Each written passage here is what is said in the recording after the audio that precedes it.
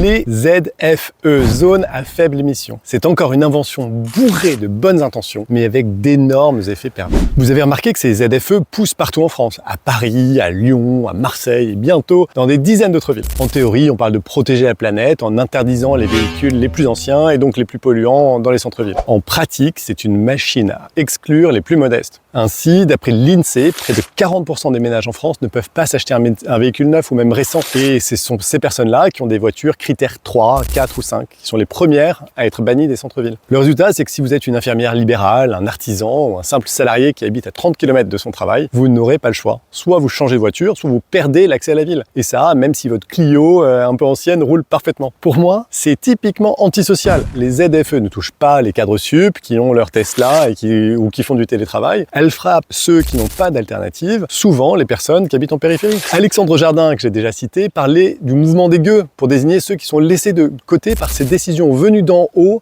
sans concertation. Pour moi, les ZFE, c'est exactement ça. Ça a été pensé dans des ministères sans se demander comment les gueux allaient le vivre au quotidien. En Italie, par exemple, il y a des zones pareilles, similaires, mais avec des dérogations pour les petits revenus et les professions indispensables. En France, pas grand-chose de cette sorte-là. Alors du coup, qu'est-ce que vous en pensez? Est-ce qu'on devrait commencer par accompagner les personnes avant d'interdire? Et surtout, pensez-vous que l'écologie doit se faire avec ou contre le peuple?